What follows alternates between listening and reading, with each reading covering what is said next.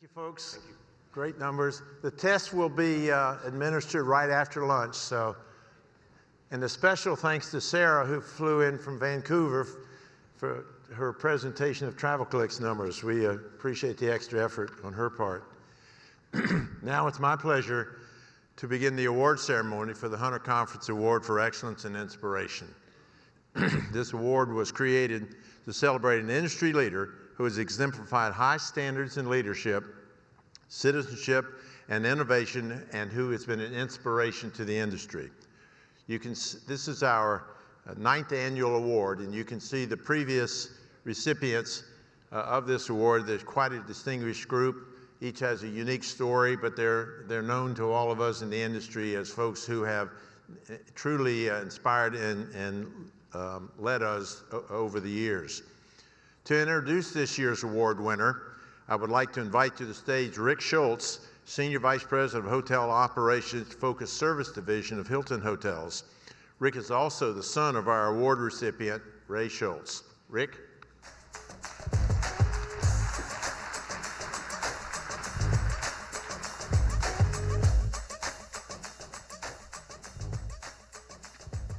Well, thank you, Bob, and good morning.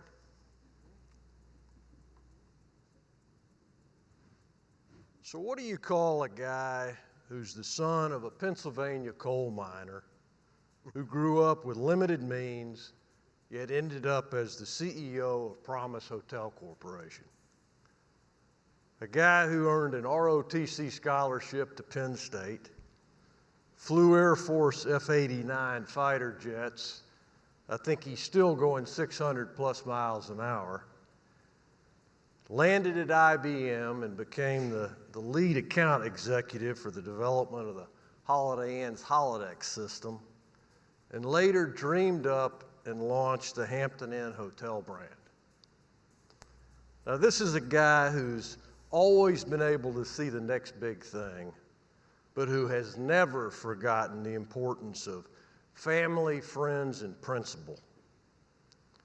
In fact, longtime friend and partner Bo Autry says, when I built my first Hampton Inn 25 years ago and had to go through GM school, Ray came to speak to the class. I was blown away that the CEO would do that. Longtime friend and Vista Host CEO Mike Harrell describes Ray as Mr. Hampton. 2,000 hotels in 30 years. He pulled off the biggest accomplishment in hotel history. You know, you add it all up and you can call him a guy who's made a big impact on this industry. He took a simple upbringing and combined it with vision, balance, and character and built a legacy. And he's taken many of us along for the ride with him. You know, Ray reminds me a little of three fictional characters recently profiled in a leadership article by the high-growth British publication Real Business. The article showcased the skill of Indiana Jones, James T. Kirk, and Sherlock Holmes. Now, you may think I'm kidding, but seriously, Real Business described Indiana Jones as adventurous while taking calculated risks, always grounded in solid research to ensure a favorable outcome. Like Indiana Jones, Ray took a calculated risk when developing Hampton Inn. He realized the world didn't have to be made up of hotels all having large food and beverage operations, meeting space, and bell stands with typically lower margins. He saw into the future, realized that many consumers would enjoy a hospitality experience that focused service on the basics. Well, he was right. Today, there are more than 2,300 Hampton Inn hotels open worldwide and hundreds more in the global pipeline. He built the brand with a combination of vision and exacting standards. Close friend Dave Lenz of North Central Hotel Group likes to tell the story about building the 17th hotel in the Hampton system. He said, we had built Super 8 motels and hadn't really read the construction specs closely and installed 101 cheap toilets. When the inspector balked, we just knew Ray would relent. He didn't. We had to rip out 101 cheap toilets and put in good ones. Even so, we were so impressed with Ray's exacting standards that out of respect, we shipped a ripped out toilet with a bouquet of flowers in it and had it delivered to his office. What do you call a guy with vision and standards like that? For those of you who are Trekkies, you know Captain Kirk always led his frontline expedition team when exploring new worlds. Captain Kirk's team and crew trusted his decisions because they knew he personally knew the risks of command. When Ray saw the next big thing in the form of a 100% service guarantee and began to take action, many thought he was nuts. Some of you in this room probably thought he was nuts too. But he stood his ground, made the case, and because he's always been part of the expedition team, yes, the franchise community who gets things done, he won support, some grudgingly, to launch his Hampton 100% satisfaction guarantee.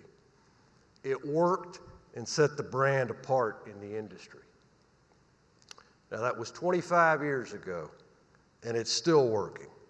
What do you call a guy with determination like that? The third leadership example, Sherlock Holmes. He was always known for his power of deduction. He knew there was always more than one way to approach a problem. If something didn't work, he could simply come up with another solution. Well, apparently Ray used the same skill when developing the right IT platform that ended up powering all the Promus brands. Rather than trapping customer information in brand silos, the IT system was built with a common platform, allowing shared customer data between brands. It opened the door to tracking guest stay patterns. Shared data meant advanced brand analytics, targeted customer communication, and real-time reporting. It was a game changer at the time. You know, the ability to see the next big thing, taking calculated risks, always being part of the frontline team, creating alternate solutions to problems. Well, unlike Indiana Jones, Captain Kirk, and Sherlock Holmes, Ray uses those skills in real life. Longtime friend Mike Bennett of Bennett Hospitality calls Ray approachable, honest, a straight shooter, one who's always taken my call, even as a first-time franchisee.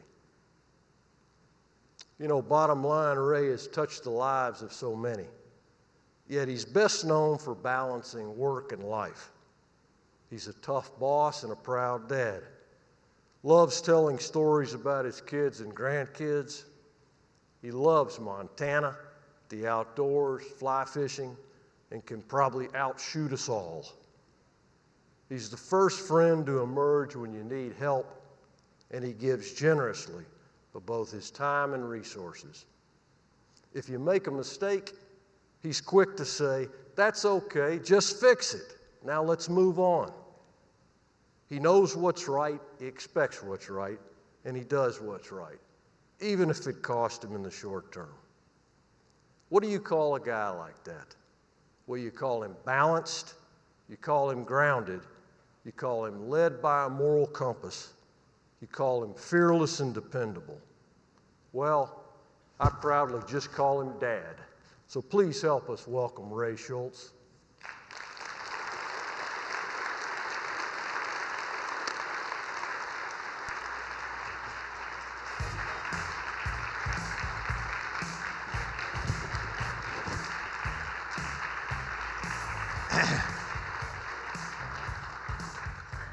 Thank you, Rick.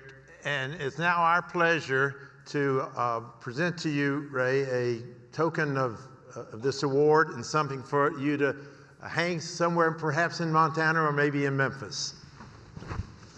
Wow.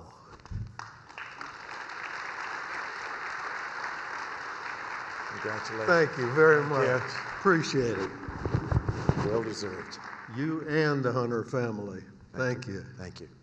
Even has the eyes correct. See if my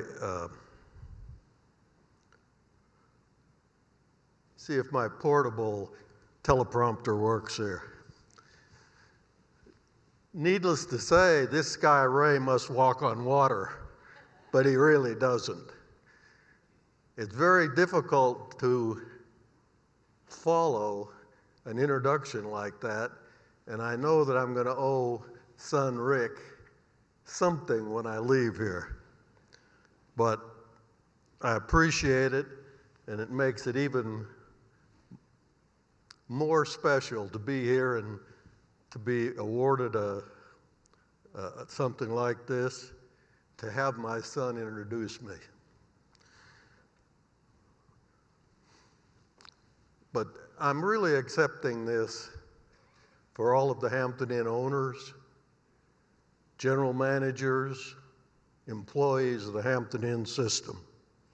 I feel very fortunate to have had the opportunity some years ago to develop this system. And I know most of you remember 1953 when Kemmons Wilson opened the first Holiday Inn in Memphis. It totally changed the industry and also pioneered the concept of franchising. My first contact with Holiday, as Rick said, came in the early 60s when I led a team of IBM systems engineers in development of the Holodex reservation system. Many years after that, and many other jobs within Holiday Inns after I joined them, I had really the opportunity to develop a new concept, which in itself would change the way we look at the lodging industry.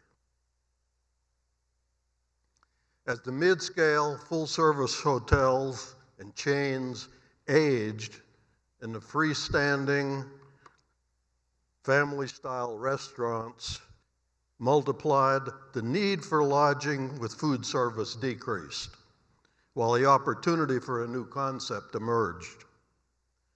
We spent about a year planning what eventually became Hampton Inns. The name, my wife thought, would be appropriate, and in testing, it tested out as #1 across the US. We designed it for the price-conscious traveler, to be operated by a relatively small staff, which translated into above-average returns to the owner. I presented this new hotel to a group of Holiday Inn licensees and a few other hotel developers in late 1983. We had everything ready to begin developing and franchising at the presentation and began construction of the first hotel, a 2-story, 120-room exterior corridor Hampton Inn, which opened in Memphis, Tennessee, at a construction cost of about $25,000 a key. Think about that today.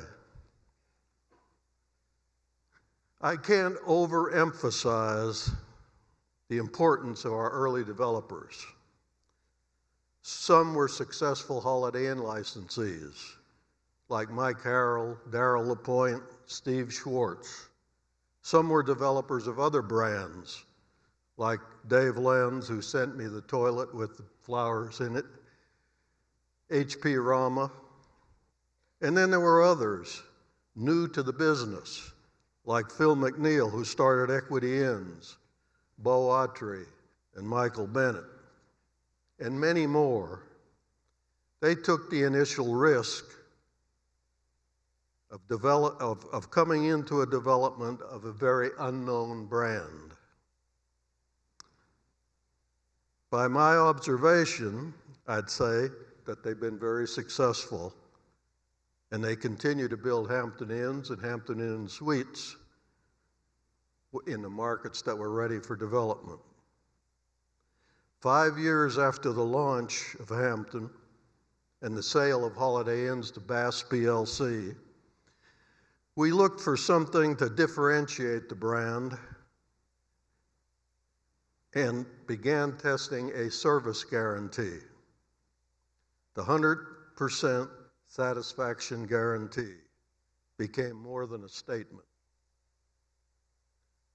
It became a commitment to the customer, a culture which not only empowered employees, every regular employee who dealt with customers to fulfill that guarantee. It was a big gamble, but it created instant brand awareness, instant brand loyalty, and an important competitive edge. Thanks to a young Harvard professor, Chris Hart, who not only believed an unconditional guarantee could work in the service industries, but taught our general managers how to do it in classes across the country. I'm gratified to see that it's still an important part of Hampton Inn's culture today, and I give Phil Cordell, who became the global leader of the brand, credit for maintaining the same dedication to customer service that Hampton has always been known for. Obviously, much has changed over the past 35 years, but the importance of a clean, comfortable room in a safe environment with friendly, courteous service is as important today as it was in 1983. You might ask, is Hampton still a viable concept? With all of the new brands today, you might very well wonder about that. But by looking at the number of Hampton Inns and Hampton Inn suites planned or under construction and their competitive performance, I'd say the brand remains the clear leader in its segment for both developers and travelers. The future challenge is to maintain Hampton's leadership position in the U.S. while building that same position internationally and evolving the guest experience with a strategy that will keep it relevant to the changing needs of the marketplace and the development community. Truly, the challenge is great, but so are the rewards. I know that's a little history, and you have been used to listening to the future, but I think a little history always tells us a little bit about what's going to happen tomorrow. And Bob, thank you very much again for this honor. Where are you, Bob?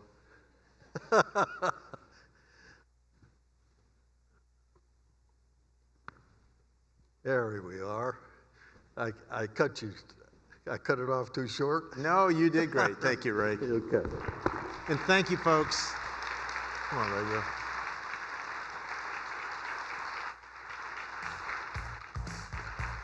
Congratulations.